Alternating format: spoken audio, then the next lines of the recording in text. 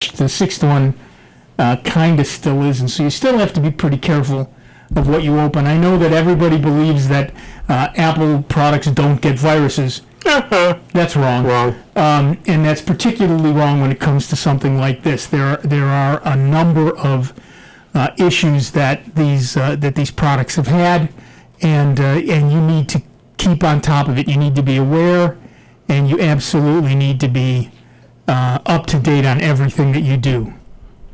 Unfortunately, most Apple devices are set to auto-update.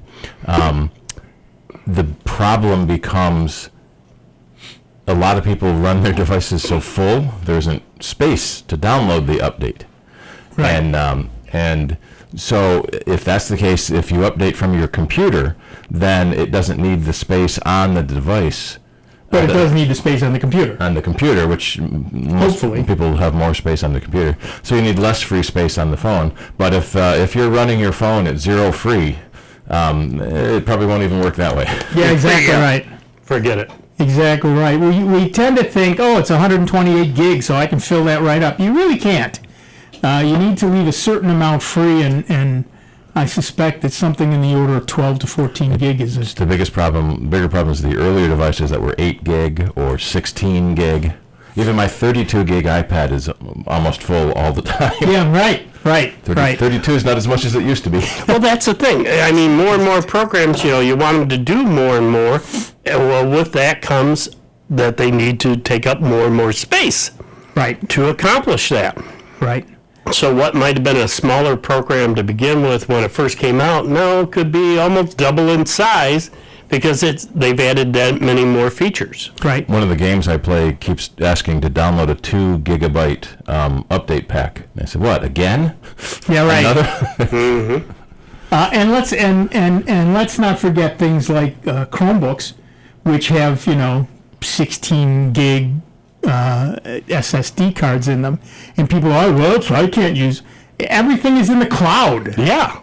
You have if you're using Google's format and saving word processing and spreadsheet and presentation files in the cloud in Google's format, you have unlimited storage. And even if you I don't know how you get better than that. But even for the folks that, I don't trust the cloud. All right, well then you can hook up an external hard drive. Right. You want the comfort of having the files right there instead of trusting the cloud, because I had one gentleman arguing with me, well, I don't trust the cloud. Then fine. Get yourself a portable external hard drive. You can hook it up to the side through a USB port and put all your files off to the side. Oh, you can do that? Yeah. That's what I just told you. Right. Oh, okay. Well, then, yeah, that would make sense. Yeah, and having a backup. One of the things I really like about Google is they have Google Takeout. So I can go to takeout.google.com or whatever it is anytime I want and download all of my data. Mm-hmm. So yeah, it's sitting in the cloud, but I can download a zip file backup anytime you want. Anytime I want of whatever I want, and I do that about once a month. And nowadays it's big enough that I burn it to a DVD and save it there. But and it does take, I have to be honest, multiple zip files. Speaking of Chromebooks, I was glad that I was able to get mine back up and running. It was just the power pack. Remember, mine had died. Yeah. Yeah, due to 3 little fur balls that like to chew on cords. Right.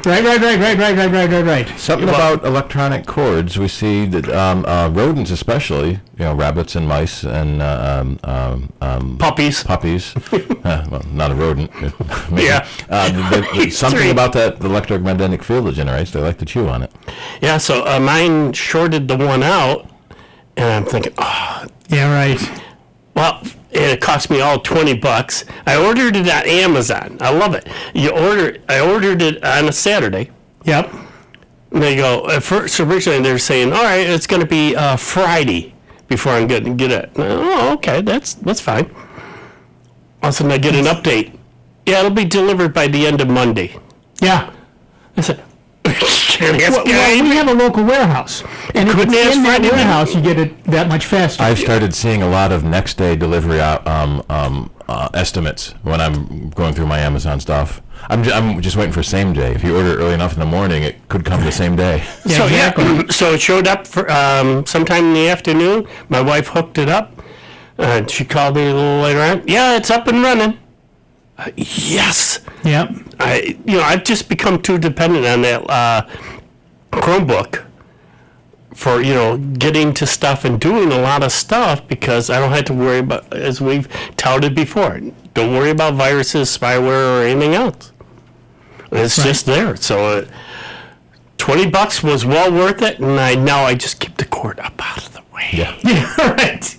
You have two choices. You can train the dogs, or the dogs can train you.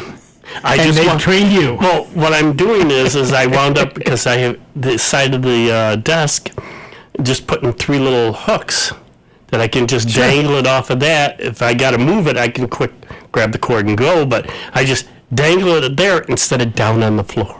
Right. Nice. Nice. It's almost sad to how many people bring their computers into our shop because they won't turn on and the battery's dead. Well, I tried charging it. Well, was the little light on? Well, I didn't notice. Well, and it's very annoying. So on the older Macs, there's a little light on the power cord that would let you know that it was on. Yeah, it's charging. And it's amber when it's charging and green when it's not. Usually fully charged when it doesn't charge. And so we're a little sad that you don't get that charging light anymore. But you do get a chirp when you plug in your power cord. Yep. So yeah, your AC adapter is bad. You forgot about the caller we have. No, I didn't forget. I was just we were chit-chatting about other things. There's your call list. We should go to the phone. Our next caller is John from Gates, New York. Hiya, John. What's up? Thank you, gentlemen. I'm trying to figure out how to attach a Google document to a text message on Android. It asks me complete the action using like email and stuff, but I don't see anywhere where I can send it in the text. You probably can't. Text can't do attachments. What you would have to do is copy the document and then paste it into the text program. But even then, it depends on how long it is, because pure text is limited to 140 characters, but many systems will allow larger text messages since then. What you probably can do is text a link to that document, so you can share that document with somebody else via their email address, and then text them a link that they can open with, although Nick is now finding maybe you can attach well, if it's not that would be an Android message, not a text message, right? Right. Nick is going through his thing. Yeah, so if you send it as an Android message, that might work. Right. So here's the thing. If you open up the Android message system, I don't know which one you're using. It depends. My wife got caught by this the other day. Somehow, all of a sudden, her Samsung phone decided it was going to use the Samsung messaging app instead of the Google messaging app, which actually has all our contacts in it. I see. But if you're using the real Google messaging app, when you go to send a text message, there's the place where you actually type in that text message. Next to that, on the left, is a little black circle with a camera in it and stuff. And to the left of that is a plus sign. So the camera is where you add a picture. Right. But if you hit the plus sign, you get to do things like emojis and all kinds of stuff. But at the bottom of that list, you can attach a file. Oh. Now, that, I believe, is only files. No, you can do it pretty much anything. Listen, why are we listening to music? Really? Oh, I'm sorry, my bad. Well, are you living in the past? Yes. Yes, apparently you are. All right. So, You started me off earlier, but I'm thinking old mode that we got to do it at 20 after. right. Oh, it's No, 30. sorry. It's 30 now. So the point here is you can click that plus button, go all the way down to attach file, and you can theoretically at least attach a file. Now I'm about to attach a small file and send it to Steve, and we'll see if he actually gets it. Okay. If I can find a small file. I don't write small files, apparently. Yeah. Oh, yeah, this is sort of small. Yeah, I'm on the Google Docs web page, and it looks like I can only share a link to an email address. Right, and that's actually fine too, because they can open that link, and that'll work. But if you want to attach, I think it has to be. It looks like it's got to be something that's downloaded to your phone, because I can click on it, but nothing seems to happen. Okay. So it may be that it only works. Yeah, I With can't link. click on it. It only works with a link. Okay. I'll try that. Sorry. But if it is a short enough document, you can do a copy and paste. Right. Right. Oh, okay. That's another option. Well, thank you for that bit of information. I appreciate it. Absolutely our pleasure. Thanks, John. Bye-bye. Bye-bye. Yeah, it's Google gives you a lot of options.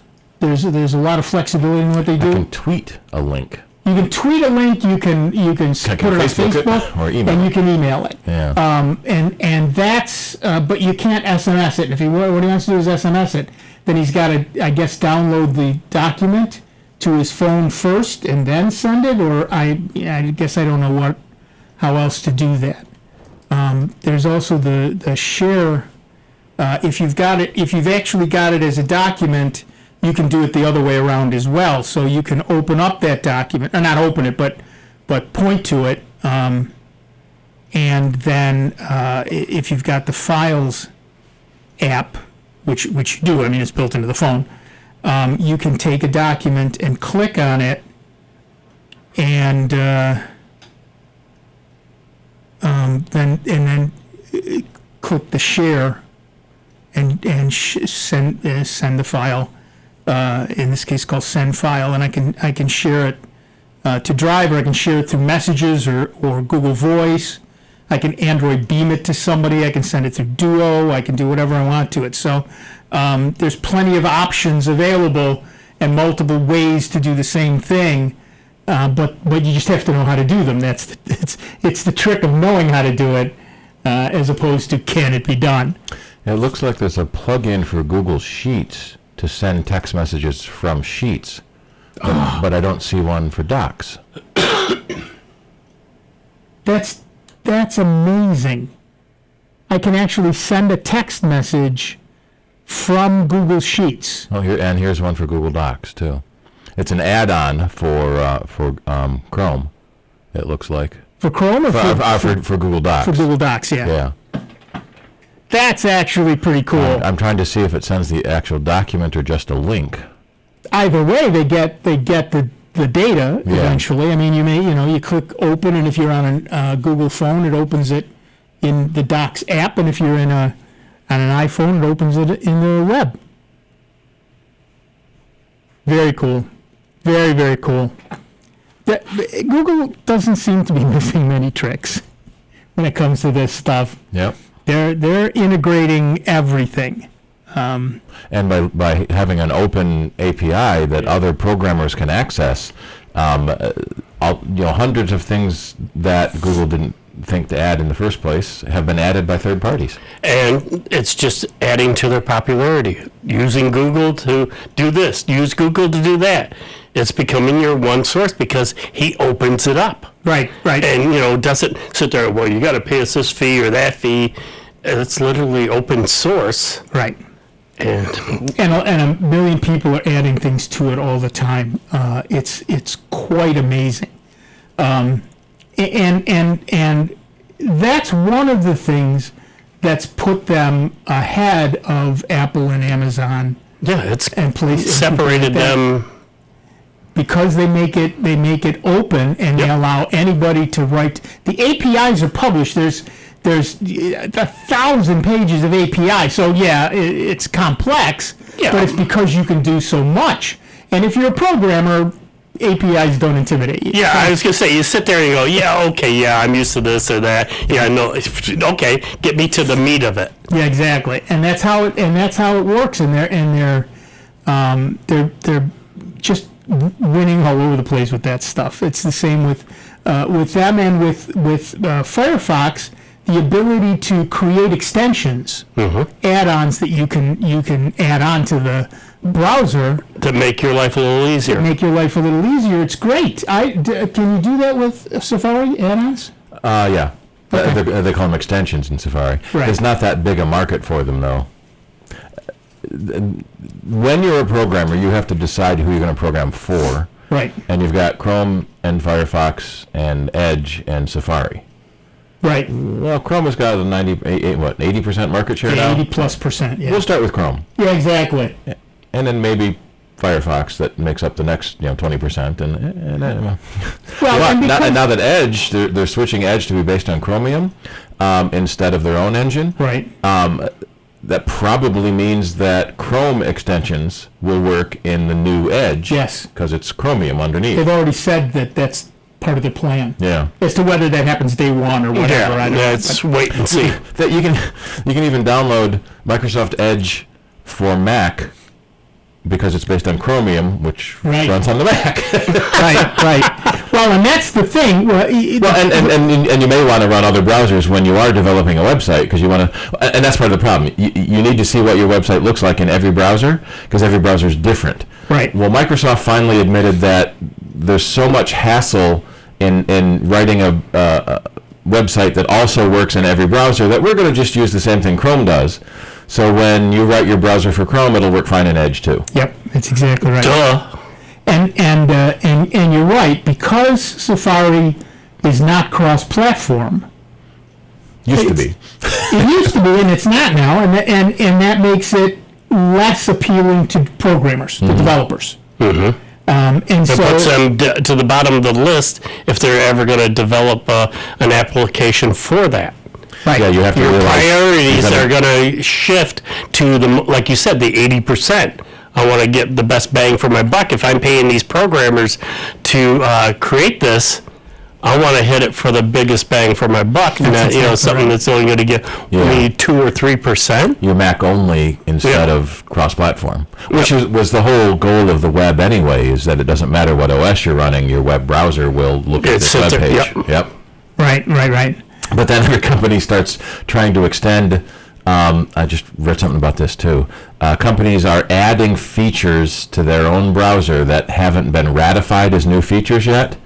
And so still even some companies need to, when they're making a website, have to allow for the differences in the way some browsers interpret some commands that they've added that haven't been ratified as an actual HTML spec yet. Right. And yeah, we're seeing that more and more. Google's doing some weird things now, though, to Chrome, the Chrome browser, and I'm not sure they're a good idea. But we'll see. I guess we'll see. Time will tell. Yeah, that's how that works. But yeah, it's to go back to this idea. We only have about a minute, but to go back to this idea that Apple's operating systems, whether it's iOS or Mac OS or TV OS or any OS, are no more secure than anybody else's. No less secure, but no more secure. One of the reasons that the Mac and Linux are less prone to viruses is what we were just talking about with browsers. Fewer people run them, so they're a smaller target, so people aren't going to write as many viruses to go against them. But that doesn't mean there are none. If you're a Linux user, you definitely should be running an antivirus and malware checker, and the same is true of a Mac. You need to be running these things. You need to be aware that these things are important. And when a security update comes out for your operating system, run it. Make sure you have it. All right, now we're actually going to take a little break. We'll be back in just a couple of minutes with Dave Enright, Steve Ray, Nina, Francesco, and you. It is 29 minutes after the hour. You're listening to the longest running computer show in the known universe. It's Soundbites right here on member-supported Jazz 90.1.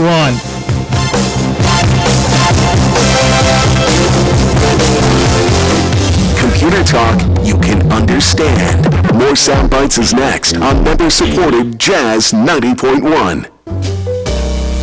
Contributions over the years made through our pledge drives have brought great programming to our listeners. Creating a legacy gift to benefit Jazz 90.1 builds a bridge from one generation of public radio listeners to the next. Please remember Jazz 90.1 in your will, trust, or general estate plans, and join our Jazz 90.1 Legacy Society. You can also find out more by visiting www.jazz901.org. Howdy folks, this is Dan Gross. Listen to special rebroadcasts of my web series, The Rochester Indie Musician Spotlight, the ROC's premier music and interview show, right here on member-supported Jazz 90.1. The show airs the first Saturday of each month at 9 p.m. and includes interviews and performances by some of Rochester's rising musical stars. To find out more information about the show and to watch the full-length video episodes, you can visit jazz901.org/programming. Jazz 90.1 is supported in part by our members and by Love & Cup, presenting Woodstock Rocks, a tribute to the 50th anniversary of the original concert, Friday, August 9th at 5 p.m. The concert will feature musical performances by the Mighty High and Dry, the Beale Street Blues Band, the Bill Tiberio Band, Dan Schmidt and the Shadows, Connie Deming, Chris Potter, and many, many more, playing the music from Woodstock 69. The concert takes place at Love & Cup, located at Park Point at RIT. For more information, you may visit loveandcup.com. Jazz 90.1 is supported in part by our members and by the annual Park Avenue Summer Art Festival. The festival takes place this year on August 3rd and 4th, with over 300 artists, food, live entertainment, and kid-friendly activities. As a reminder, no pets, bikes, or alcohol are allowed at the festival. Public parking can be found behind Gleason Works on University, Monroe Square on Monroe Avenue, and a lot on Atlantic Avenue between Culver and the railroad underpass, with shuttles to and from the festival.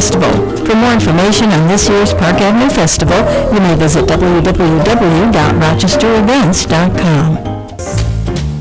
Are you planning a vacation? Take the great savings you receive with your member card with you. Order a travel card to enjoy 2-for-1 benefits while you're away.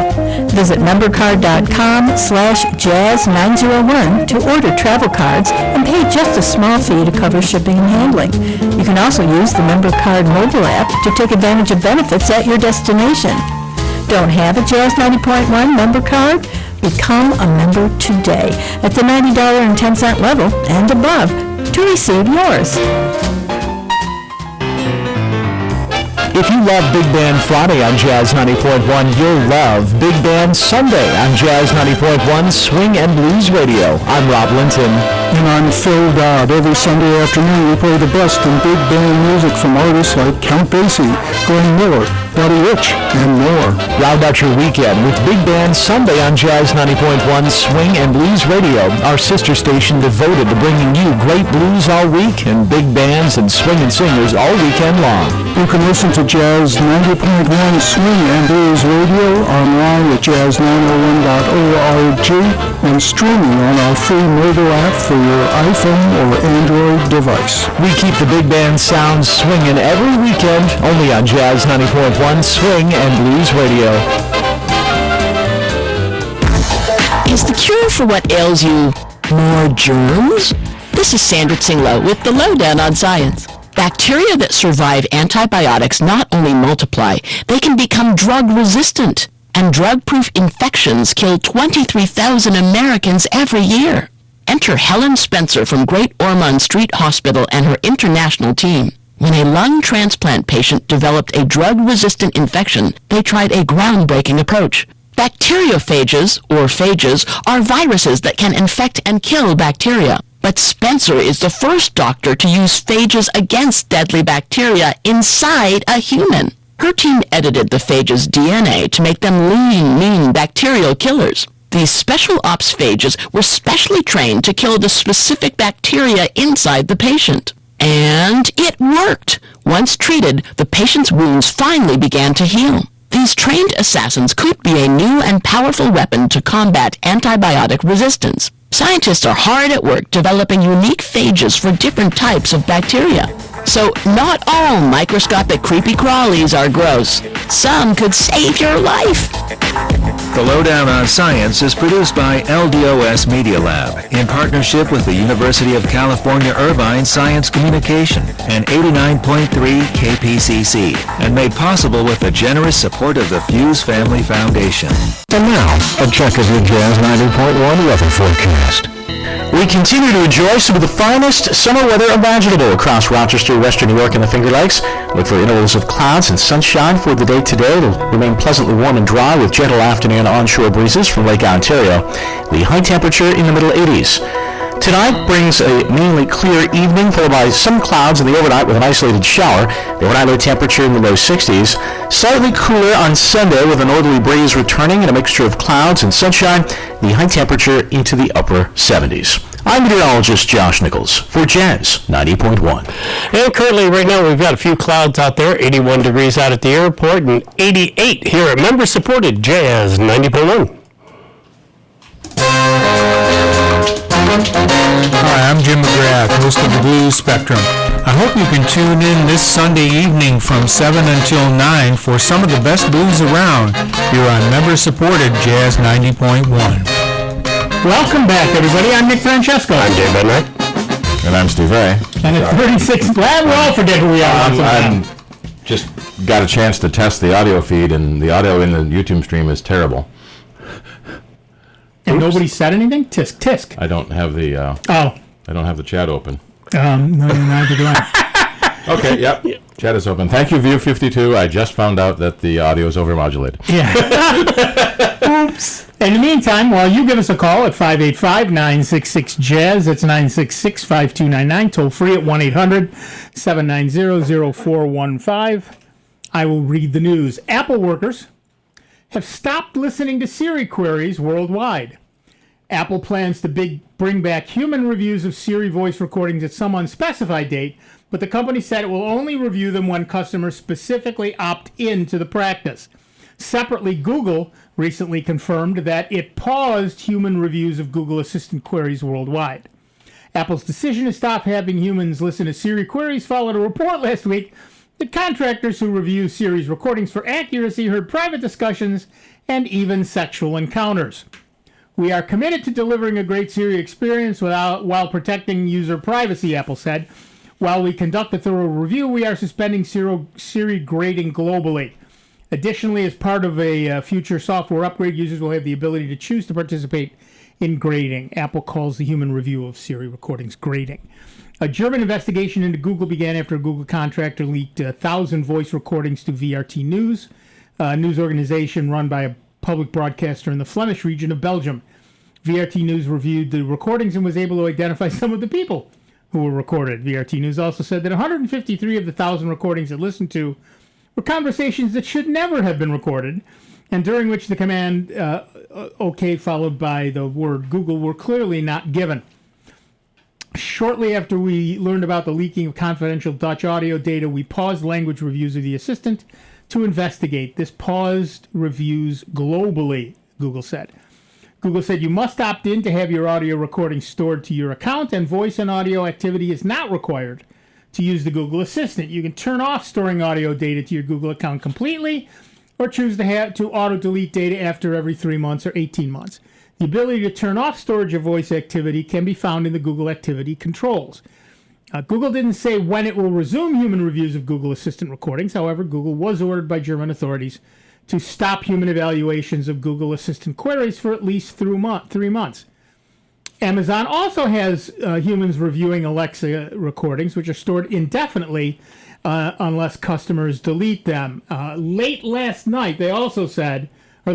rather, they also said that they were going to suspend human review for now. And worry about what your smart assistant will hear? Give us a call, 585-966-JAZZ. It's 966-5299, toll free 1-800-790-0415. 888-203-1015. These reports have been going back for months, if not years, on most of them. Right. And what was a little interesting this time is that there was a salacious headline, I think it was in the Register, who are known for their salacious headlines, that one of the contractors reported hearing a sex act. Yeah. So now that made big news, and now it's going around the news again. Well, one of the things that they discovered is that not only does Siri listen to you, but Siri listens to you through your watch. Which is Siri enabled, yeah. Which is Siri enabled. Your watch, so if, your earbuds, your computer, your phone, everything. Right. So if most of that stuff is in the living room, but your watch is in the bedroom, yep. There you are. It's not supposed to engage. Well, all the assistants are not supposed to engage unless you say the trigger word. But we've all had cases where it does anyway. It thought it heard the trigger word. So we want it to be smarter. And the way you do that is by listening to it and training it better. But we don't want you to listen to it either. Yeah, right. It's, you know what? How do you have one of these things in your home, and suddenly you're surprised that the thing you have listening into you is in fact listening into you? With Google and Apple, you have to say 2 words, right, to trigger it. With Amazon, you only say 1 word, which I guess is easier, but it does probably mean there's more false triggering. And with the Amazon device, the Alaska, as Dennis calls it, with the Alaska device, you can change the trigger word. Can you change it on Siri? No.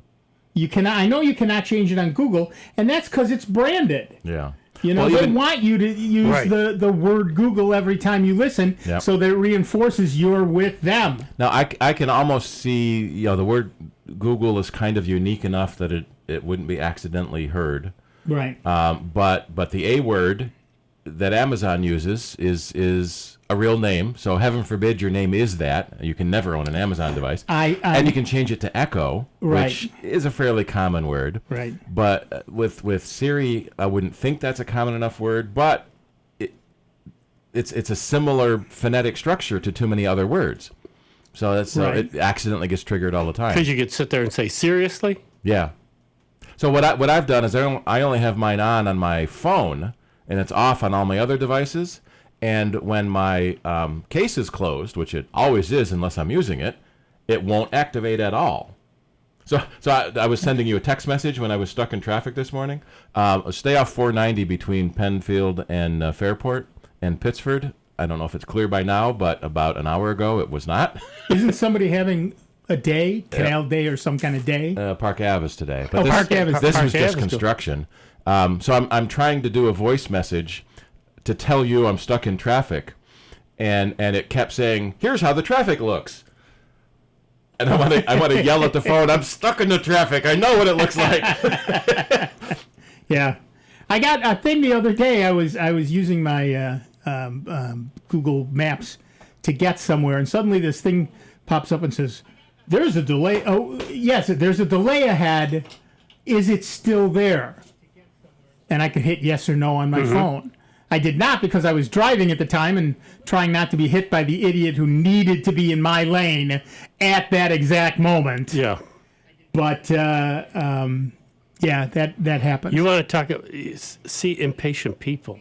You should see them around my street right now with that 104 bridge being out. Yeah. I mean, the traffic. So much traffic is going down, 590, turning on Empire and going back up 590. And they get off. They also try to get off ahead of time, come up Culver Road to Empire, and then come down. Yeah. So it's usually backed right up to my house. That just changes my afternoon plans. Thank you for reminding me of that. I was going to go to visit Matthew in Webster there and get my car inspected, which we're in a new month. Check your inspection date. Yes. Mine expired. Yeah. So I'm not going to Webster today. Yeah. Well, no, it's not bad today. I mean, the traffic's Probably the light. weekends aren't too no, bad. The weekends are not bad. No. Matter of fact, we went right down the street to hop on and shoot on over. No, it's, if anything, more traffic is headed towards Park Ave. Right. To downtown. Right. So that's it. That's today. If you're at the Park Avenue Festival, well, you're probably not listening to us. And if you are, I hope that you're enjoying yourself. But yeah, speaking of the Alaska wake word, I met a waitress whose name is Alaska. And I jokingly said, "Do you have an Amazon Echo?" And she said, "It's the best thing I ever bought. When my mother comes over to yell at me, it frustrates her so much she leaves." Ooh, very apropos. Very cool. She said, "I'm thinking of getting another one for the other room." Or send her mother one, so then when her mother's yelling at her on the phone, the one at her home will also be triggered. Yep. And we're seeing, to be serious about it, we're seeing a lot of people buy these assistant devices, smart speakers, for their parents. Yeah. There's a commercial for it now, but I've been seeing it for a long time.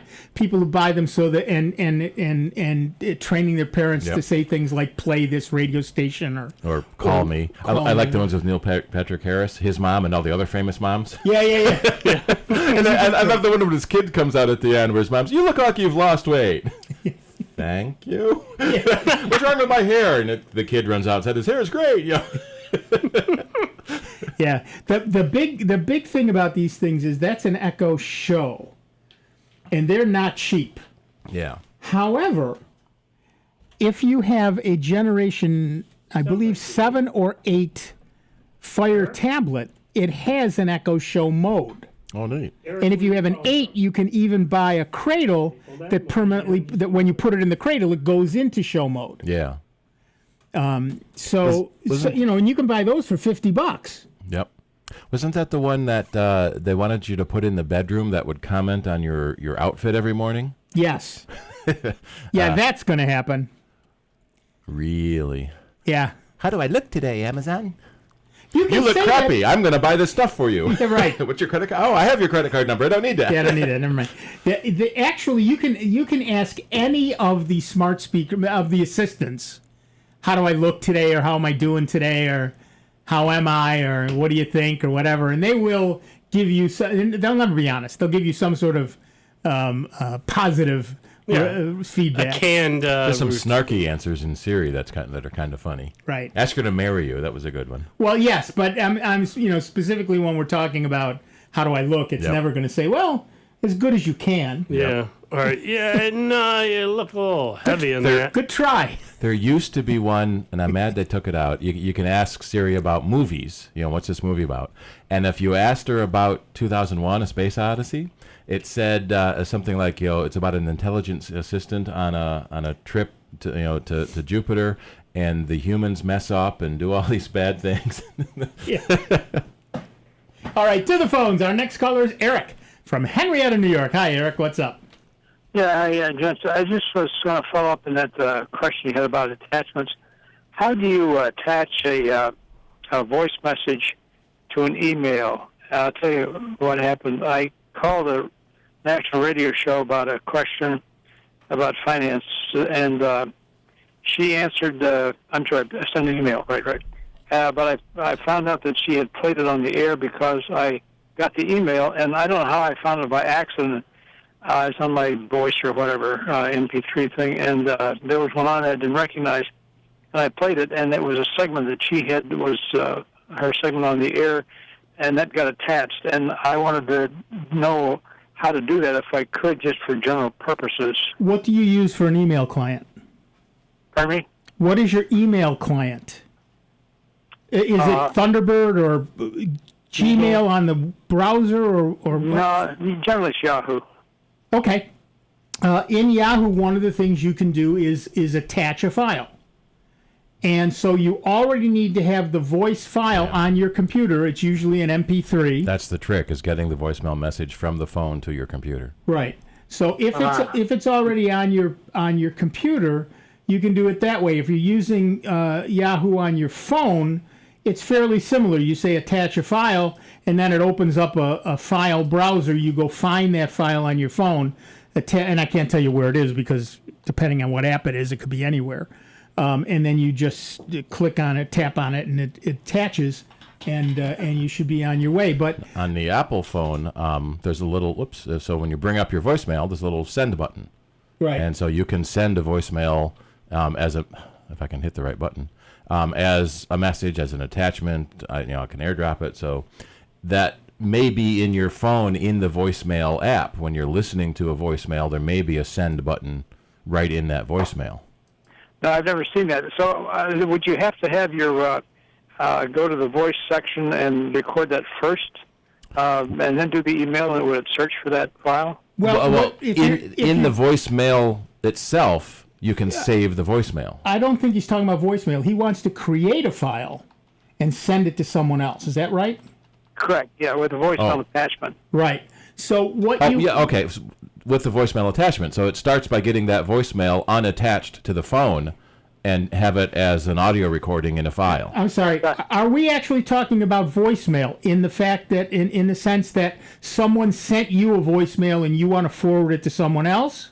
No, this is just an answer that I found out I was screwing around with my MP3, and I didn't recognize this one, so I played it. And she said, here's a letter from Ed, blah, blah, blah. So, and I thought to myself, geez, how would I do that? So what you're asking is you've got an MP3 file, and you want to send it to someone else. No, I just want to make one myself and send it to you, for example. Okay, same thing. You make it by recording it either on your phone with a voice app, right, or on your computer with a voice app. And now you've got an MP3 file on your computer or on your phone, and sending it works the same way. Same way. Okay, gotcha. Good. That's what threw me. Yeah. Okay, Jens. I appreciate that. Thank you very much. All right. Thanks. Bye-bye. I guess I got confused because he kept saying voicemail. Right. But he didn't mean voicemail. He meant a voice message, an MP3 file. But yeah, so what we know is that you can, of course, originally, email was designed strictly for text messages. So was, text messaging. Yeah. But as time has evolved, and as our needs and abilities have evolved, we are now doing more and more stuff in the non-text arena. So you can attach stuff to an email, and most email clients make it fairly easy to do if you know where to click. And most phones make it fairly easy to do if you know where to click. But you have to know where to click. And the phone system extended text messaging into multimedia messaging, MMS, but the encoding and compression routines they use are weighted toward making the file small, not making it good quality. So we run into problems with people trying to text a video between platforms. If you go Mac to Mac, it uses the messaging app and doesn't go through the phone system and works fine. If you go Android to Android, it uses the Google app. But if you're trying to actually send a text message or an MMS message, it'll convert it down to 3GPP, right, which is horrible quality, but really small. And so if you're trying to go from an Apple to an Android, it's going to send it as an MMS through the phone system and compress the heck out of it. So you want to use a different messaging platform like Facebook Messenger, WhatsApp, Signal, an actual messaging app rather than the text messaging, because that doesn't handle audio and video files very well. Google has published a new standard, yet another standard, for that sort of SMS messaging. And pick any of the dozen messaging apps that Google has. Right, and so that will work, and so you could have that on your phone, on your iPhone. But Apple has also said that they're going to support that at some point, and I don't know when that is. But yeah, so you can pretty much send anything to anybody. The trick is getting it there in a reasonable amount of time. And of course, for text messages, they're the lowest priority on every phone system. So with it's no women and guarantee children that it will first. actually get through. Right, there is no guarantee it will get through. And so if being able to send an SMS message from Google Sheets is great, assuming it gets there. Yeah. I send out a quote of the day twice a day, and half the time my wife gets it, my daughter gets it, and I don't get it. and I'm the one sending it, and it's, who knows why. Okay. Group messaging adds another complication And layer. that's another complication. Exactly. And if one person in your group is on a different platform, that's even worse. Yep. Adds to the Yep, it adds to the confusion. Yeah. The whole thing is kind of a mess. That's why things like WhatsApp and all of those have been created in order to solve that issue. If you can have one app that does everything on every platform, you'll be ahead of the game. The problem is WhatsApp is not secure or trusted. Which is unfortunate because that's how it was originally billed until Facebook bought them. Yeah, until what? Until Facebook bought Yes, them. exactly right. Facebook owns them. Nobody trusts Facebook. That's the problem with Facebook's cryptocurrency. Yeah. You got to have trust for cryptocurrency. Nobody trusts Facebook. Not after what he's been through lately. Right. And, the lawsuits and everything else, what they've got to pay quite a few fines. No. Yeah, they had to pay a $5 billion fine, and that was, 4 weeks of revenue? Yeah. Big deal. Yeah, exactly right. Big deal. $5 billion. No, we don't care. It's dropping the bus. Like somebody saying to you, we're fining you a nickel right now. Well, that's why in the EU, the fines are a percentage of your revenue. They're not flat numbers like they are in the U.S. Right. And so Google's been hit with some really huge fines. They appeal them all, of course. Right. Everyone does. In fact, was it last quarter, Facebook in their quarterly report said that they had set aside $5 billion just in case this charge came. And then in this most recent quarterly earnings, they say, the charge came, and so we paid it. And their stock price went up because they'd already set the money aside, and it didn't hurt this quarter. Yeah, exactly right. That is exactly right. And it was only ahead. Yeah, it was only $5 billion. That's nothing. It's nothing to them. That's a couple of weeks worth of income. They don't care. They don't care. And for a free service, that's a heck of a deal. It is a heck of a deal. Yeah. And Zuckerberg has famously said privacy is dead, and he has proved it time and time again, at least from his point of view. And when you own, when Facebook owns WhatsApp and what's the other thing they own? Instagram. They have the world by the stuff, and short hairs. They don't. People say, well, yeah, but you do Google. I think Facebook is worse than Google. I truly do. I'm not saying Google is good. I'm saying Facebook is worse. Far worse. Yeah. And so I don't do much on Facebook. Like you say, the anymore. way that they get people's information and all those stupid quizzes and everything else. Yep. It's unbelievable. Yeah, stop people. Stop doing Facebook quizzes. All they're doing is getting your information. Well, what's your elf name? Oh, it's your mother's maiden name and the name of the first dog you had.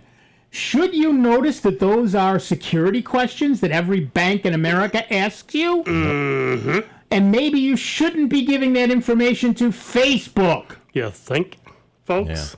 There's a movie on Netflix now called The Great Hack, which is a documentary about how the Cambridge Analytica hack through Facebook stole all our data during the election, how it was used to sway the election by foreign governments, and it's a real. I just read about it. I got to watch it now. Yeah. They said it was a pretty good movie, and it will make you want to delete your Facebook account.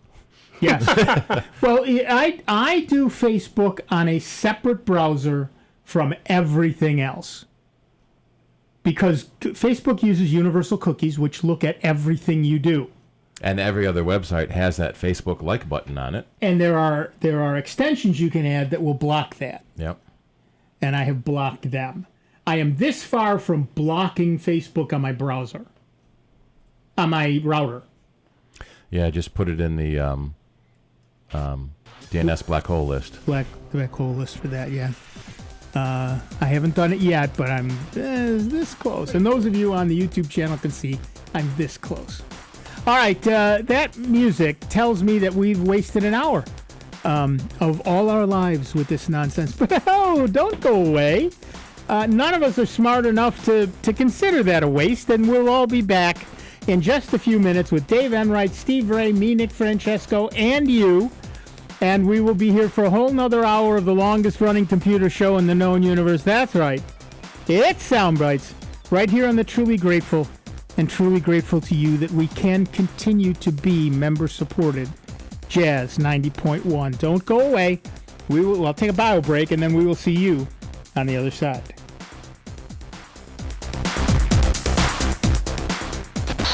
Online 24 hours a day, 7 days a week at soundbytes.org. More with Nick Francesco, Dave Enright, and Steve Ray next on member-supported Jazz 90.1. WGMC Greece Rochester, a public service of the Greece Central School District, Jazz 90.1. On Twitter at 901jazz. Pro-democracy demonstrators have once again taken to the streets of Hong Kong today. Correspondent Matt Rivers. Organizers say 120,000 people showed up for another peaceful march. That's again the ninth weekend in a row that's happened. And then you get several thousand people that will stay on, and that's when, if there will be violence, that's what happens. The Trump administration is searching for a new nominee for National Intelligence Director. Correspondent Lauren Fox reports the president's pick, Republican Congressman John Ratcliffe, was not the first choice of GOP lawmakers. It was Republican senators, too, that were calling the White House to voice their concerns, not just about Ratcliffe's lack of a background in the intelligence community, but also there were reports that Ratcliffe had embellished parts of his record when it comes to national security. That could have made a confirmation hearing very difficult. Ratcliffe would have replaced National Intelligence Director Dan Coats, who is stepping down August 15th. I'm Ann Cates.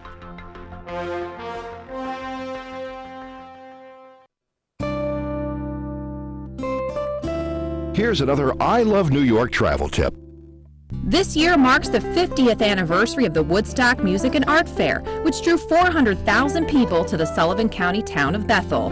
Today, on the site of the original festival, the museum at Bethel Woods is an integral part of Bethel Woods Center for the Arts, inspiring people to lead creative and engaged lives through many concerts, events, festivals, programs, and exhibitions. August 15th through the 18th, the museum's anniversary week features engaging performances, programs, and events. You and your family are invited to visit and hear music where history was made, and to reflect and celebrate the legacy of this hallowed ground. For more information on Anniversary Week at the Museum of Bethel Woods, visit the I Love New York website at iloveny.com. Celebrating peace, love, and understanding. Find what you love in New York State. You may not realize how important 3 letters can be. For a patient who needs type A, B, or O blood, these letters can mean life, but there simply aren't enough people giving blood. Without more donors, hospitals may not have the blood needed to save lives. That's why the American Red Cross needs people to help restore the A's, B's, and O's that are depleting each day. You are the missing type patients need. Visit redcrossblood.org/missing types or call 1-800-RED-CROSS today. Dad, guess what? What? You are going to be a grandfather. That's great.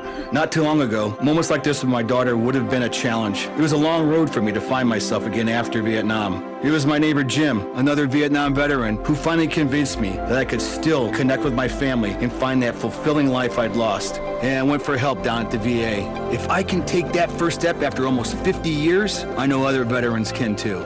Visit maketheconnection.net to find out more. Did you know you can listen to many Jazz 90.1 programs on demand in our online audio vault? They're like Jazz 90.1 podcasts, where you can listen on your computer or on your phone with our Jazz 90.1 Android or iPhone app. Hear the latest editions of Sound Bytes, the Blues Spectrum, Big Road Blues, the Soul Jazz Spectrum, Soulstainable Living, Jazz 90.1 live in-studio concert recordings, and other shows too. To listen on your computer, go to jazz901.org, then to the Listen tab, and pull down to Audio Vault. Once there, scroll down to see all the shows and simply hit the play button on the show of your choice. On our Jazz 90.1 phone app, click the name of the program to open and play the file. The Jazz 90.1 Audio Vault. Just one more way Jazz 90.1 takes jazz further for you.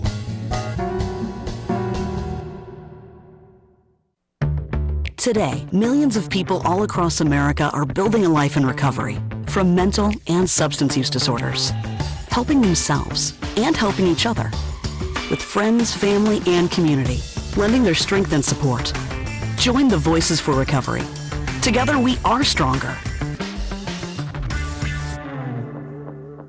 Jazz 90.1 invites you to our annual Jazz on the Lawn Summer Concert Series. Enjoy a free outdoor jazz concert Thursday, August 15th, featuring the 78 RPM Band. This concert will be held on the grounds of Greece Olympia School, 1139 Maiden Lane in Greece, beginning at 6:30. Snacks and beverages will be available for purchase during the concert.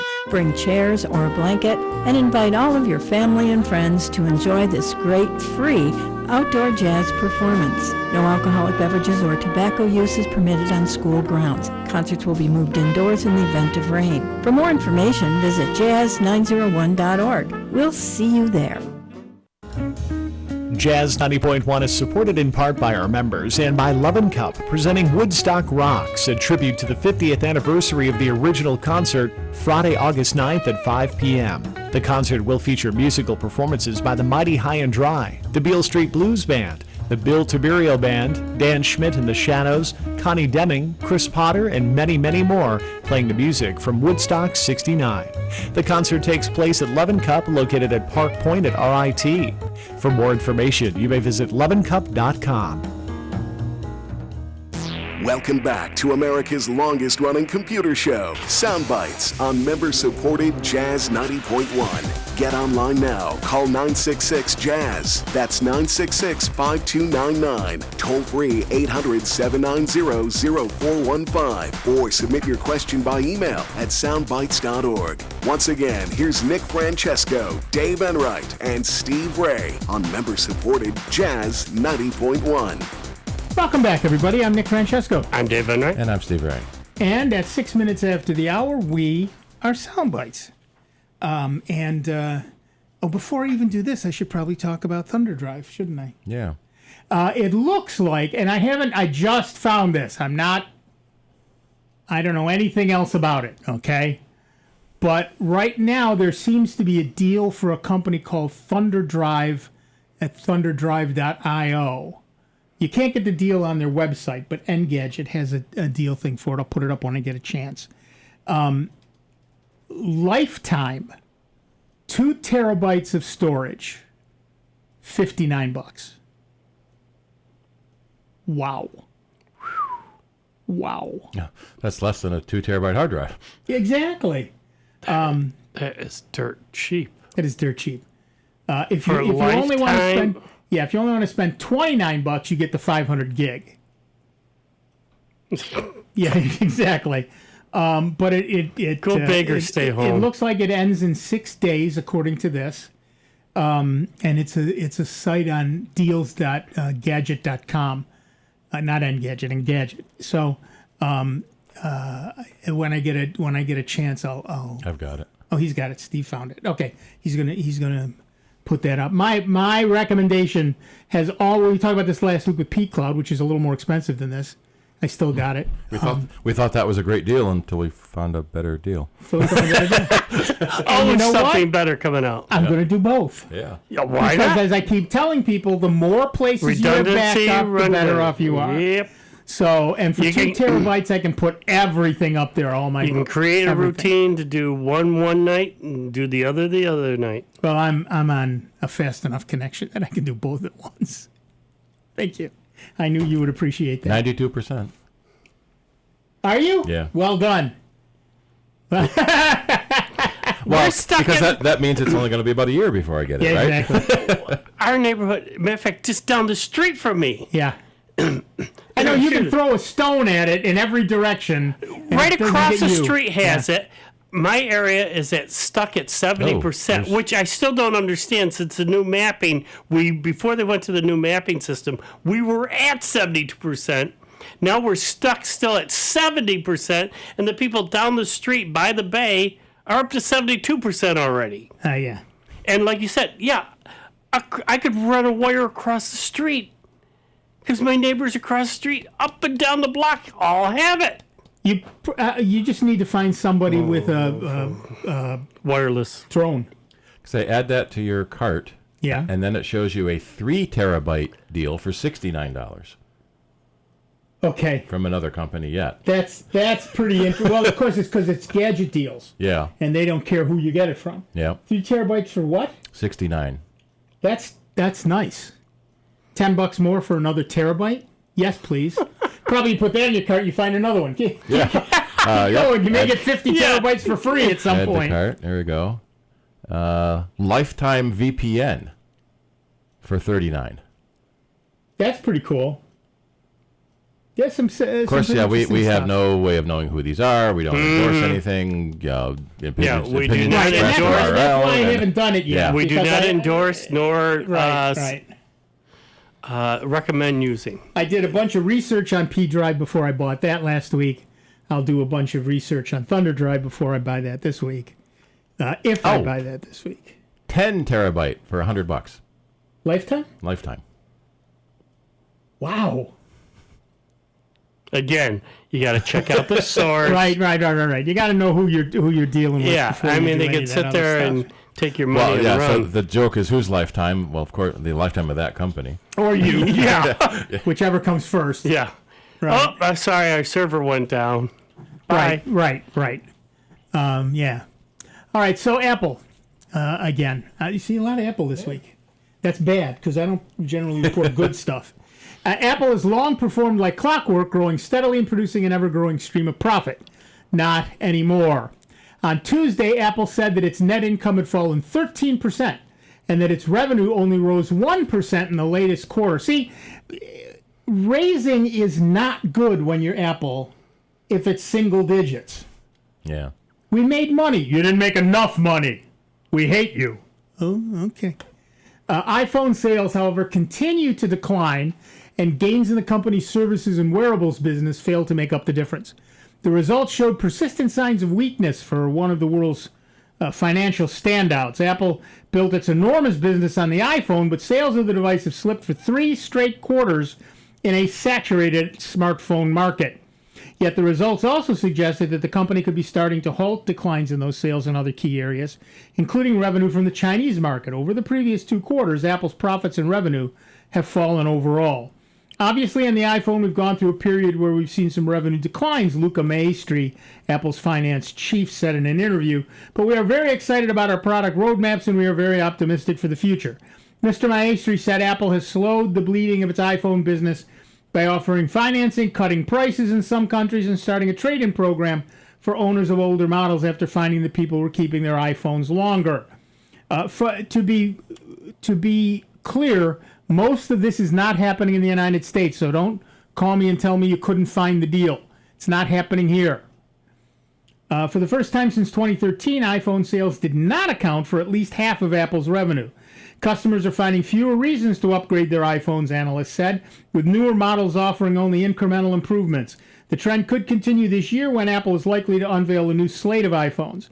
The latest models expected in September are unlikely to work with the new 5th generation or 5G wireless technology that offers far faster download speeds than current service. That isn't available anyway.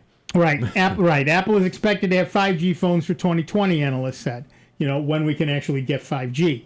The other shrinking part of Apple's business has been in China. Sales in the region that included China fell nearly 25% over the previous 2 quarters, sparking a sell-off of Apple shares in January. Apple blamed the drop in part on economic weakness in China.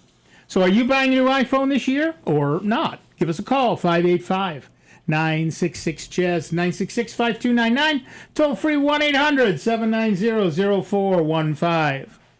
People are keeping their phones longer. Yeah. When a phone costs $1,000 flipping dollars, people aren't going to jump in. Well, the hipsters will.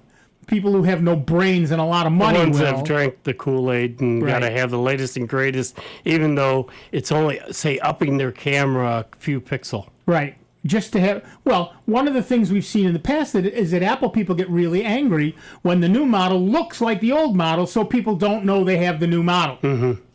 Well, Jesus. So now the new model has the bigger camera bump on the back because it's got 3 cameras now. That's this year's phone is 3 cameras from all the companies. Yeah. And on the other hand, is nobody paying attention to the fact that Google couldn't make enough of the Pixel 3As and 3A XLs because they're only $400 or $500 for a phone that does 99% of what a $1,000 phone does, and they sold out of them and they can't keep up with demand. Is anybody paying attention to that? No, because they want the $1,000 phone.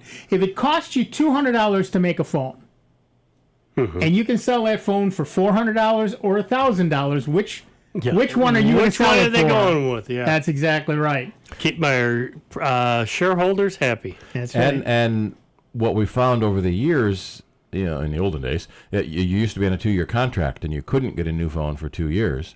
But then when your contract was up, your price didn't go down like it should have. Right. So now when your 2-year payment plan, it's still a 2-year payment plan. It's not contract anymore. It's a payment plan. Right. When your payment plan is done, your price will go down. And you're thinking, oh, my price went down. Maybe I don't need a new phone and continue my payment plan. That's exactly right. But that's how you hide it. Yeah. You're spending a bucket load of cash, but because it only dribbles out at $30 or $40 a month, you don't feel it as much. Yeah, the average phone price is about $100 per line, and you had a 2-year contract. That's $2,400 you're paying for that phone. Yeah, that's exactly right. That's exactly right. Oh, and the service, but it's the phone. Well, right, and how many? You're right. Somebody's your name. And so when you can get that same phone for half that price or less, people flocked to the Pixel 3a, and but I don't know that anybody's learning that lesson.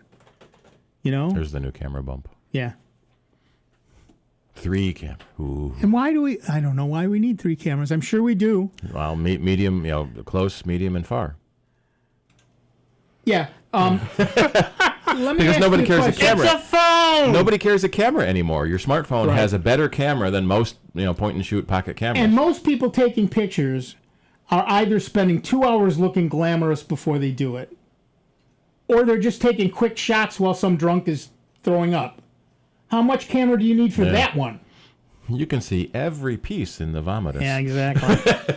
All right, back to the phones. Our next caller is Mark from Rochester, New York. What's up, Mark? Oh, hi. I'm running an XPS Dell 8700 with a 256 SSD, and I installed a update on the Inspiron graphics card last week, and my machine failed to boot. So I got it to boot by removing all the other USBs except from the keyboard and the mouse. Now I'm making a recovery drive, and it wants to do a BIOS update, which is just hanging. Yeah. And my real question is, how do I replace the SSD, which has all the programs? I would like to put a 1 terabyte SSD in it and keep all my licenses and my software. Well, that used to be easy because we had CDs of all the software with the license keys and everything else.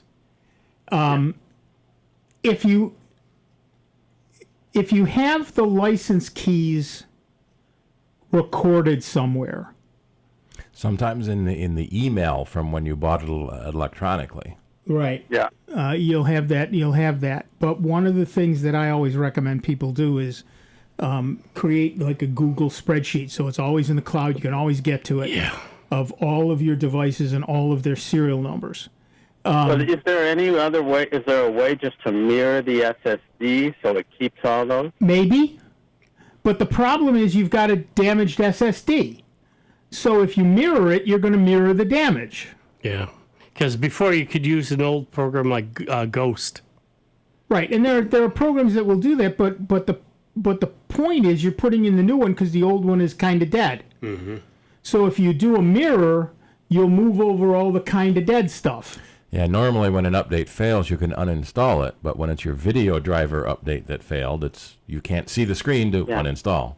Right. You might be able to go into safe mode. Yeah, I was going to say go into safe mode. That'll load just the basic video drivers. Yeah. The other problem that you'll run into by putting a different hard drive in it is now Windows will think you stole it, and you'll have to use your Windows license key to call Microsoft to say, I didn't steal it, I just put a bigger hard drive in. In fact, many companies, Microsoft included, are now electronically storing your licenses in your online account, so that you log back into your Microsoft account and it sees all your Windows and Office licenses. You log into your Adobe account and it finds all your Creative Suite licenses. So the companies are doing that because they know people don't keep their licenses themselves. Right. Or if the machines die. When the machine dies, yeah. Right, which happens quite a bit. So if you were logging into your Windows machine using a Microsoft username and password, Microsoft, generally it would be the email address, Microsoft email address. Yeah. And password. Then theoretically, if you put in that new hard drive and load Windows and log in with that, it will know that you have a license key for all that stuff. Okay. Theoretically. So technically it's easy. You can copy the files. There's several imaging programs that can image it to the new drive. Then the problem happens with the licensing, and it depends on each company and who you've licensed it from, whether it's a physical license number you can type in or whether it's an electronic license that you have to log in to get to. Okay. Because the Windows will see it as a different computer because the hardware changed. Yeah, now there are a number of programs that are available. Paragon is one, Drive Image, XML is another one. Clonezilla's a Macrium, EaseUS, and Clonezilla. And Clonezilla's free. So, in fact, hard drives used to come with a cloning program because they were kind of expecting you to replace an old hard drive. Right. Not many of them do anymore. Right. I am a big fan of Clonezilla, but it is a little harder to use than the others because it is a free program, and much of it happens at the command line rather than graphically. But it works, and for novice users, there's a lot of documentation, step-by-step instructions for the common things like backing up and restoring an entire hard drive. And so if you're slightly advanced user, then you can use Clonezilla pretty nicely. Okay. But that's what you'll have to do if you.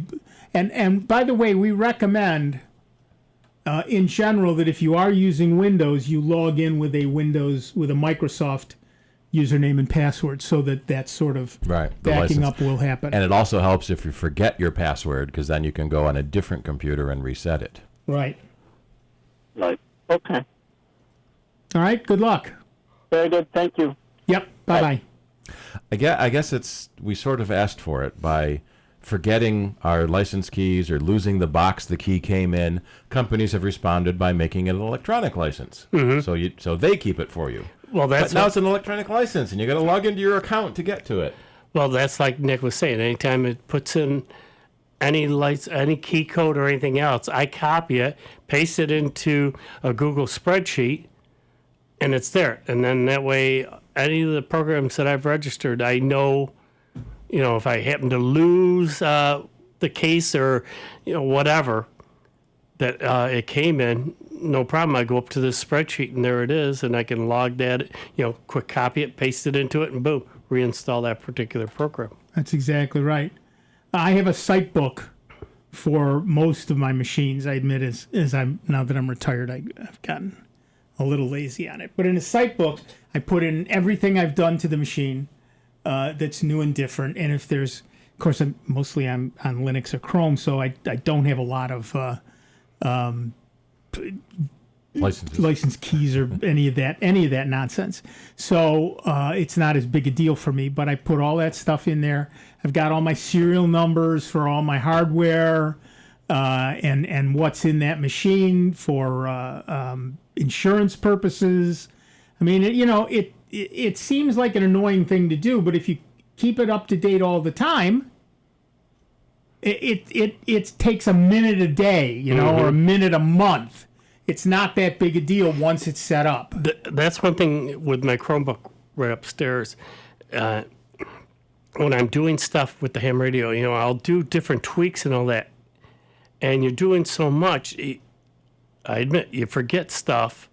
So I've been making notes, more and more notes in the Google Notes, And it's saved my butt a couple times because I've gone ahead and made other changes, and all of a sudden, no, man, that made it worse. Yeah. And it's like, wait a minute, what did I originally do? So I go right back to my notes, and here's where it was, and it was working good. Bam.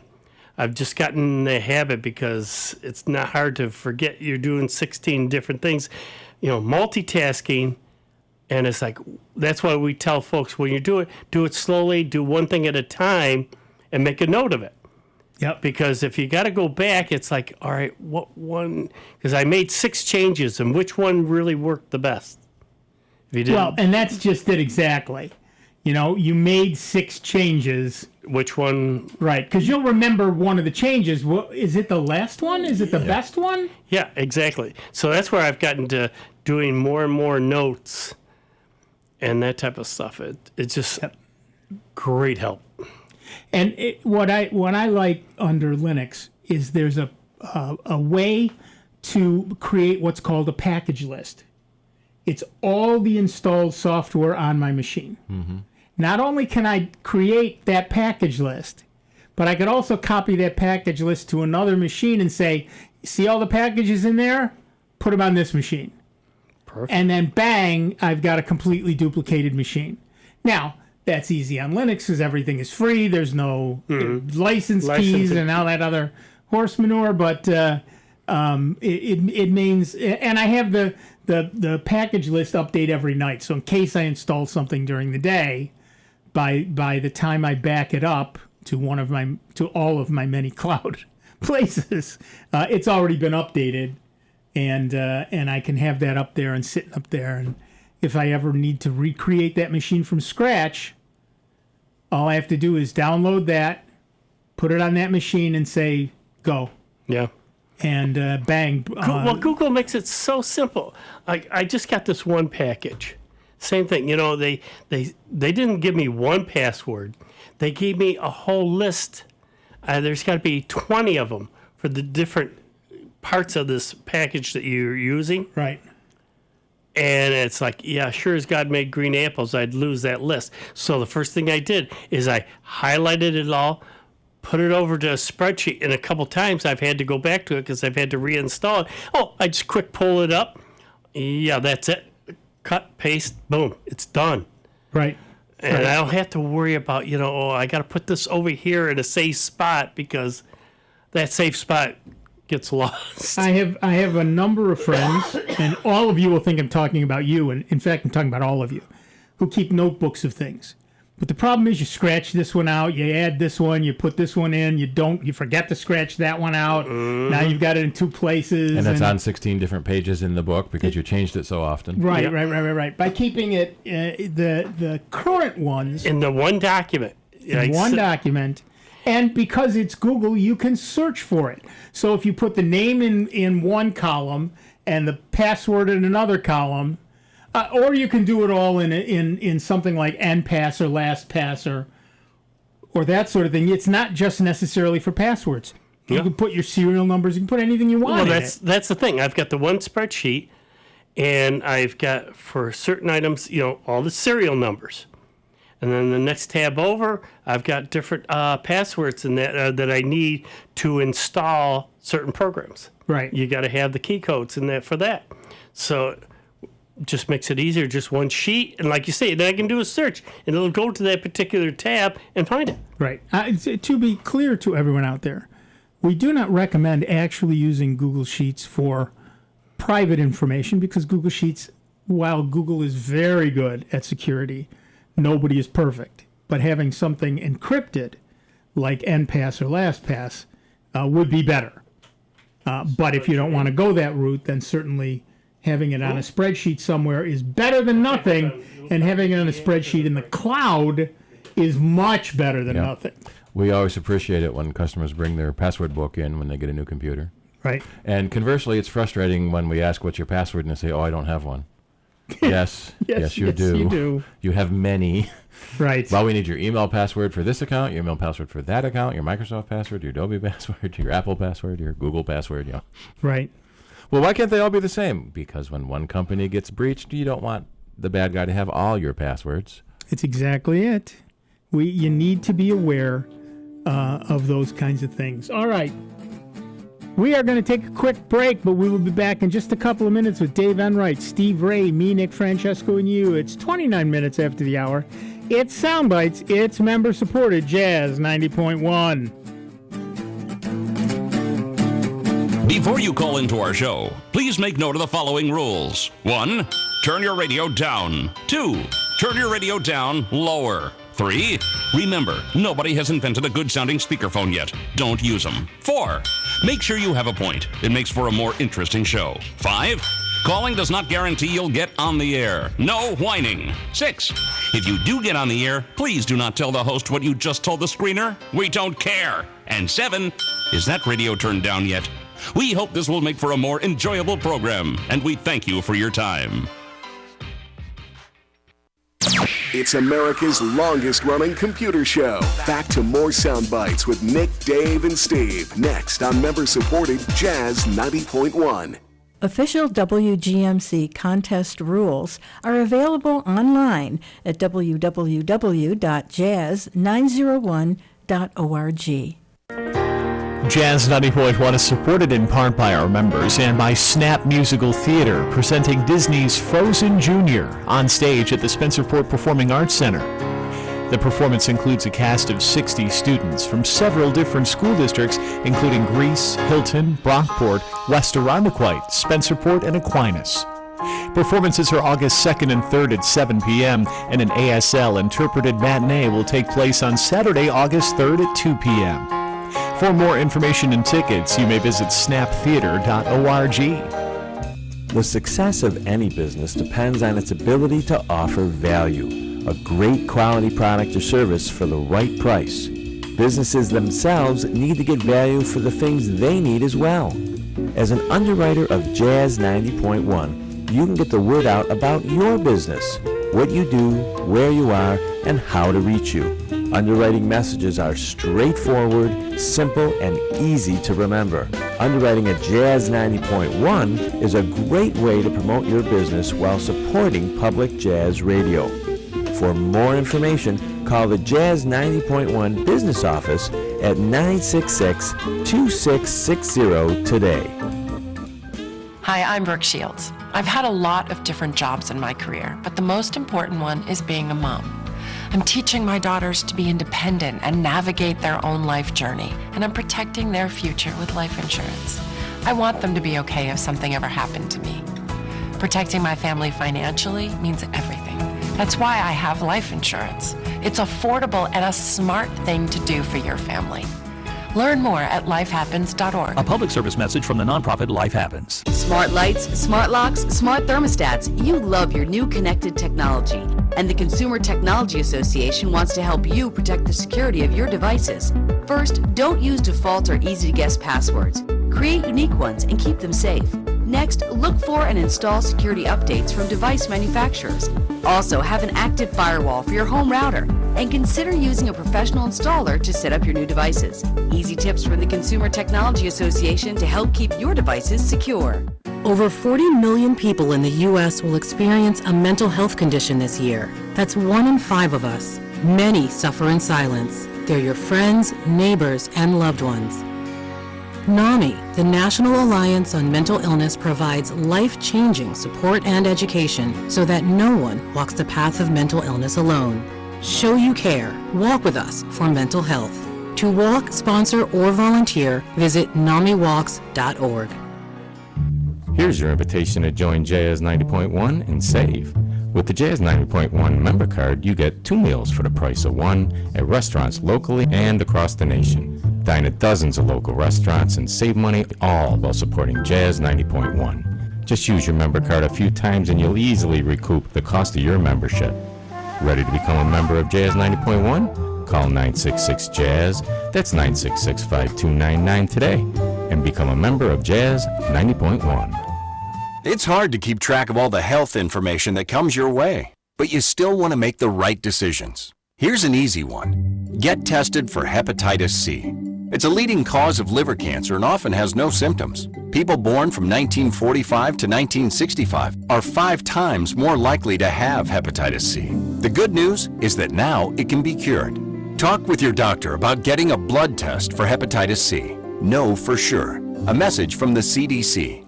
This is Jazz 90.1's Rob Linton with an important message for our listeners who watch television over the air with an antenna. Be sure to rescan your TV or converter box to keep watching your favorite over-the-air television stations. To rescan, all you need is your remote control and a few spare minutes. Then you can go back to watching local stations just like before. So remember, rescan your televisions if you use an over-the-air antenna. For more information about how to rescan, just visit tvanswers.org. Here's the latest Jazz 90.1 weather forecast. We continue to enjoy some of the finest summer weather imaginable across Rochester, Western New York, and the Finger Lakes. Look for intervals of clouds and sunshine for the day today. It'll remain pleasantly warm and dry with gentle afternoon onshore breezes from Lake Ontario. The high temperature in the middle 80s. Tonight brings a mainly clear evening, followed by some clouds in the overnight with an isolated shower. The overnight low temperature in the low 60s. Slightly cooler on Sunday with a northerly breeze returning and a mixture of clouds and sunshine. The high temperature into the upper 70s. I'm meteorologist Josh Nichols for Jazz 90.1. And currently right now we've got a few clouds, 84 degrees out at the airport and 87 here at member-supported Jazz 90.1. This is Matt Shackelford. Join me or Rick Petrie on alternating Tuesdays from 9 to midnight on member-supported Jazz 90.1. Welcome back, everybody. I'm Nick Francesco. I'm Dave Enright. And I'm Steve Ray. And at 35 minutes after the hour, we are Soundbites. And you can give us a call at 585-966-JAZZ. It's 966-5299. Toll free, 1-800-790-0415, just like Mark did from Grace, New York. Hi, Mark. What's up? Hi, good hot afternoon to you. And the same to you. Gentlemen, about the serial numbers for software. Yeah. A lot of times I think like 70-75% of my software, if you go into where the registration is, there's usually a copy of the serial number that you put in. In the About box. Right. Yeah, it's either in the About or sometimes Help. Right, but the problem is if your system is crashed and you're rebuilding it, you can't get at those serial numbers, so you better have them somewhere else. Right. Yeah, so everyone whose computer is still working, go find those numbers and write them down. Exactly. It's a good thing to do if you don't have them written down, that you can go in and find them and get them copied somewhere. I kind of do what Dave does, but I keep them in a small text file on my computer, and then I usually print them out, and if I have software discs, they're in one of those CD envelope things. Right. And I leave it in there. If it's downloaded, I still put it on that list. Right. And I just put downloaded next to it, so I'm not going crazy looking for a disc. Right, exactly right. That's really an easy way to keep things done. Of course, Google Docs is always easy because you always have access to it. Right. Let me make another suggestion, a little tip for you. If you've downloaded a piece of software, add to that sheet the URL you downloaded it from, so you can get back there fast. Yeah, and some of them will give you a place to go to retrieve your serial number, and usually all it is an email address and a security question that you usually make up. It's not a predetermined one a lot of times, and it's pretty simple to get it back via email. Right. So those are a couple little hints that you can do, especially before your system crashes. Right. And remember, we recommend that you lie about the security questions. Right. So especially when they're ones that they don't let you. Right. Give yourself. Right. What was the name of your first dog? Chicken Kiev. Exactly. Okay. Purple. I do that all the time. Your mother's maiden name, black and blue. Right. Anything that is a complete and utter lie and has nothing to do with the actual question is the safest answer for a security question. Exactly. I never use my real answers. Good for you, Mark. And never use my real birth date. None of that. Right. And it's not that hard to remember if you're clever. Right, exactly. And we all know us listeners are clever. Yes, we are. Okay, Soundbites listeners are the cleverest. Have a good one. Thanks, Mark. You too. Good advice from Mark. All right, so here's one for you Google people. Google is adding an automated. I love this feature. Google is adding an automated text-to-speech feature to the phone app on Pixel devices. and eventually on some other phones, enabling a one-tap system to relay location information to medical, fire, or police responders without the need for speech. The system is simple.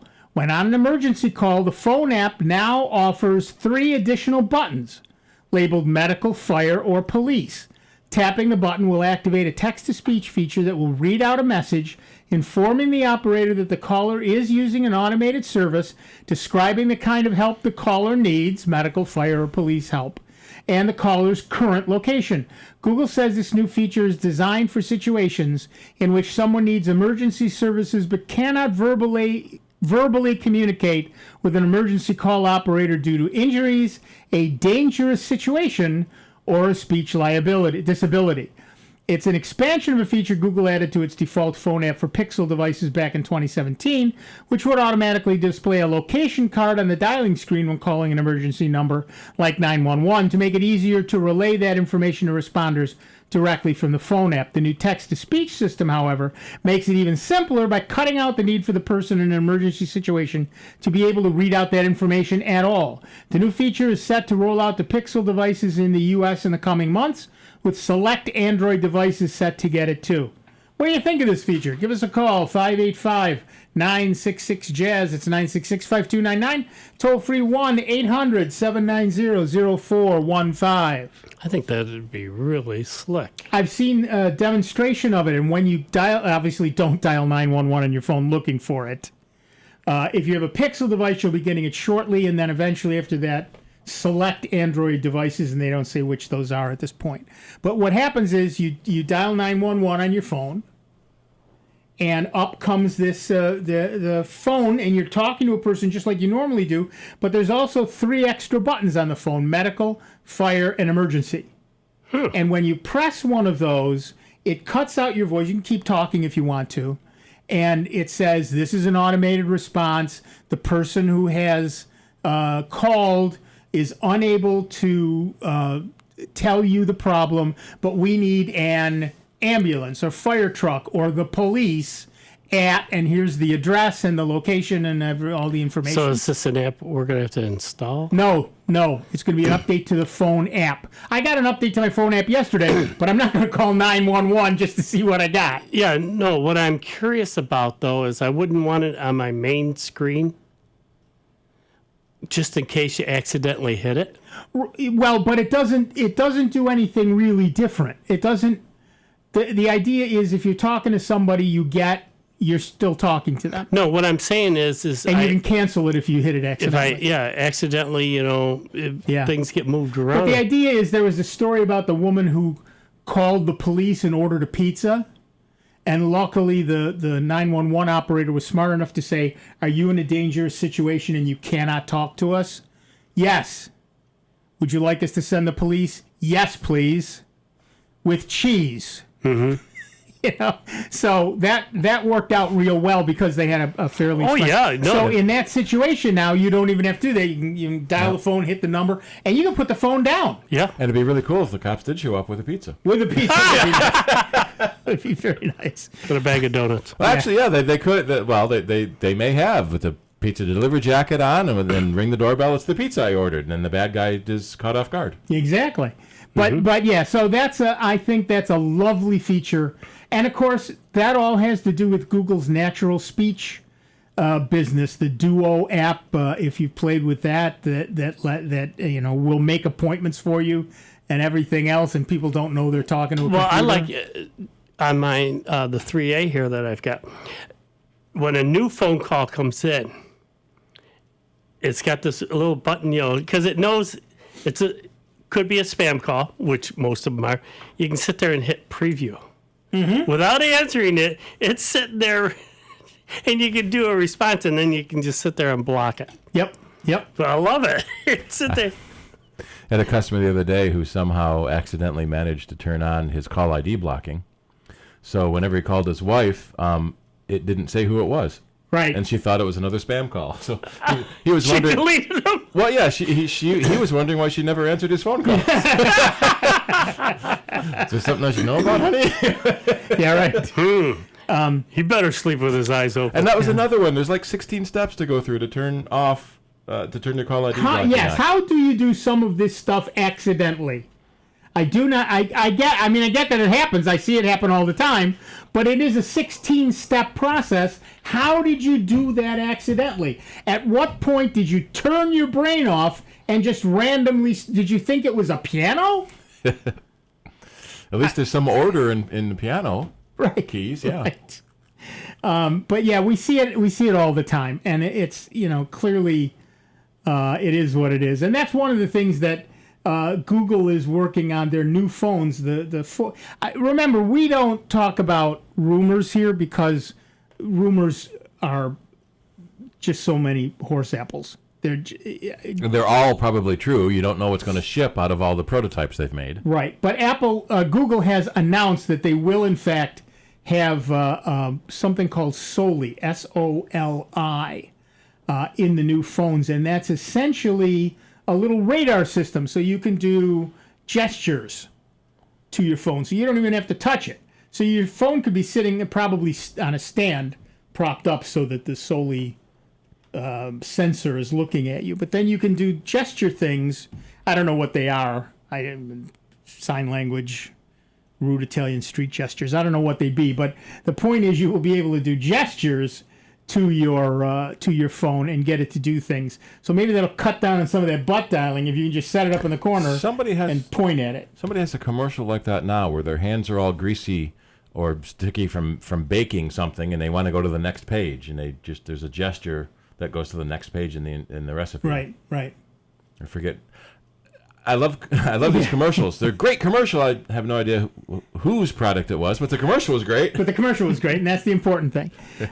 So yeah, we're theoretically seeing that in the next version of the Pixel phone. Wasn't there a leak on the Pixel? There was some blog site that was talking about the Pixel rumors, and so Google tweeted back, "Here's a picture of the phone." Yes, because they were completely accurate. Yeah. The rumors they had were completely accurate. There's so much interest in this phone. Here's a picture. Well, you mean the one that's not coming out for 8 months? Yeah, right. Well, and that's just it. Like I said, we don't talk rumors because most of them are nonsense. And Steve is right. They probably actually had something on one of the prototypes that was that thing. Doesn't mean it's going to hit production. But this is a leak. I guess you can still call it a leak. From Google themselves. Yeah. They ought to know what's going to be in their next phone. So it will have 3 cameras on the back and have that bump, and it's going to have this Soli thing on it, S-O-L-I, for those of you who are following that sort of thing, and I hope it's not IMSOL as much as it is from S-O-L-I. the Made by Google link. Right. There seems to be some interest, so here you go. Can't wait to see what to do with it. Right. And there's all kinds of new things coming out on the thing across the top. Here's what makes me a little more well. So here's this thing. There's going to be a face unlock. Yeah. So I suppose that's okay. There's going to be a front-facing camera, an ambient light sensor, an audio port, the Soli chip, as they're calling it, the Soli radar chip, and there's going to be a face unlock dot projector. So it's going to be one of those deals that projects a bunch of dots on your face and then figures out what your face is from the dots. That's what Apple uses now. Right. There's also an IR camera, being infrared. It means that it knows if you're a picture, a mask or an actual face. And the face unlock flood illuminator for whatever that's about. That was always the joke about in the movies where they cut somebody's finger off to use the fingerprint. Well, that won't work because it's not warm anymore. Right. So now they put it on their own finger, which is no thank you. Yeah. Do not want to be that person. But yeah, so we'll see. And it's the Soli thing is essentially radar. Apparently, it's just a tiny little chip with radar in it. And, of course, that means there's now a brow, that top bezel on the phone. And a notch? No, there's no notch. It goes all the way across. All the way across, yeah. And I don't understand this whole thing about notches. It's like saying, oh, those are not Jimmy Choo shoes. They get me where I'm going, and they keep my feet from But look at all that space that could be a screen. I don't care. Yeah. There's one, Rene Ritchie from iMore kept wanting to call it the horns, because he was looking at it from the other side. Oh, yeah, So yeah. the horns that go up instead of the notch in the middle. Yeah, right. Yeah, think of it as extra screen space you got on either side of that bezel, as opposed to a notch that gets into your screen space. But yeah, I don't. That's just nonsense, pretentious horse apples, as I've been calling them lately, and I don't think that's at all useful for anybody.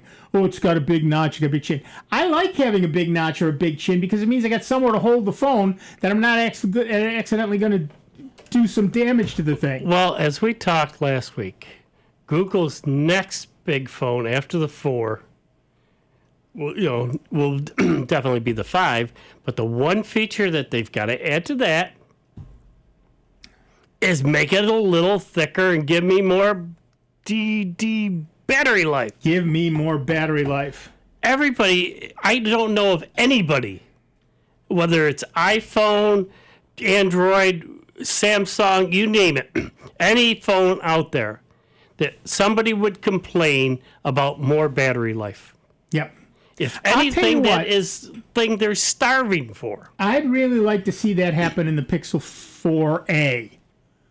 You know, the $400 version of that would be sweet. Just give me a few millimeters thicker and give me more battery life. More battery life. How do you beat that? That's the big well, like thing. I say, that would be because they're always trying to find, like we said last week, they're always trying to be innovative and find other features that would drive people to their particular phone.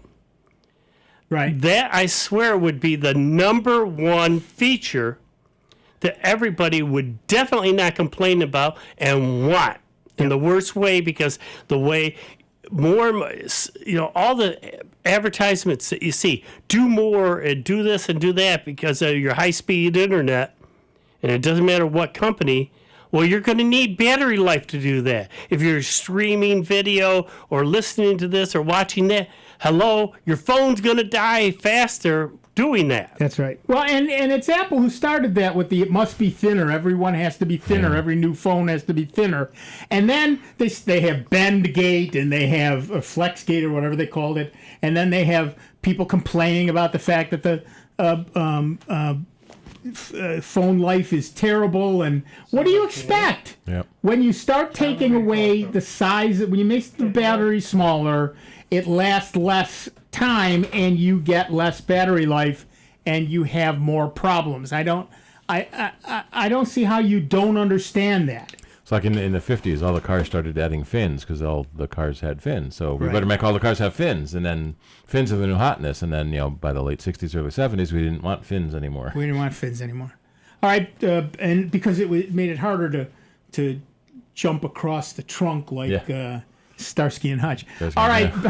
So maybe this thin craze will peter out in a few years. I certainly hope so. I wish it would peter out last year. Our next caller is Tom from Brighton, New York. What's up, Tom? Yeah, a quick question on the Windows, the user interface. When you're looking at lists of files and folders like you used to have in the file manager, when you look at just folders, why can't you see the size of the folder? You only see the size of files when you go into the folder and look at the files themselves. I think you can right-click on them. And do properties, yes, but sure, you one can at a right-click time. on it. But I'd like to see a whole, when I look at a list of folders, let's say on a drive, I'd like to see right next to that how big that folder is. It takes a little bit of calculation and processing power to do that, so it's generally off by default. On the Mac, there is an option where you can turn on and calculate folder sizes, and you can see how slow it is to go through all the nested folders. Yeah. There is a third-party program called Tree Size that I like that will size either a single directory or the entire hard drive if you want. Right. Now, if you went into the I think what they call it now, the equivalent of a DOS, where you can actually go into the command line, if you do a list or a DIR, let's say, on that, would you see the file size at that point? Generally not, no. Or even then you wouldn't. Again, and it's because of what Steve says. That takes a lot of processing power and extra time, and therefore, if you've ever taken a look at a folder that has gigabytes and thousands of files in it, right. Even when you look at it with properties, you see it counting up, and it takes a while. Yes, it does. Imagine that happening for every folder every time you open up. Okay, I see. And that's why they don't do it. There is a third-party program I just found called Folder Size Explorer, and it looks like the regular file manager, but it will also calculate the size of your folders. Yeah, because I'm trying to get rid of extraneous files that I don't need. I'd like to do a quick, perusal to see what's big and what's worthwhile trying to eliminate. Right. Yeah, and so I use Tree Size for that. Okay. Because it does an on-demand scan, and even on the Mac where you can turn on the folder sizes, because that takes so long. I use another program called OmniDisk Sweeper on the Mac to do a one-time scan of all the folders. Right, and the program you're looking for is called Tree Size. You said what? Tree Size. Tree. Yes. Size. Okay. Well, that's good. Thank you very much. Yep. Yeah. So the Tree Size gives you a tree, directory tree, with all the sizes. You may want to look at Folder Size Explorer. I'm going to put a link for that up too, because it looks more like the File Explorer that you're used to. Right. All right. That music tells me that we've reached the end of another show as we close in on our 30th anniversary show in about a month, and we want to thank everybody who called in. I want to thank Dave Enright. I should probably thank Steve Ray, so I will. Thanks, Steve. I'm a nice guy. You're very welcome. Well, there you go. I'm Nick Francesco. Thanks for listening in. We'll be back next week. So get up your questions, get them together, and we'll be checking them out next week. But in the meantime, have a good week. And for Pete's sake, be good to each other, will you? We will see you in just 166 hours. Jazz 90.1. The festival takes place this year on August 3rd and 4th, with over 300 artists. Jazz 90.1 invites you to our annual Jazz on the Lawn. As a reminder, no pets, fighting, or alcohol are allowed at the festival. Public parking can be found behind Gleason Works on University, Monroe Square on Monroe Avenue, and a lot on Atlantic Avenue between Culver and the railroad underpass, with shuttles to and from the festival. For more information on this year's Park Avenue Festival, you may visit www.rochesterevents.com.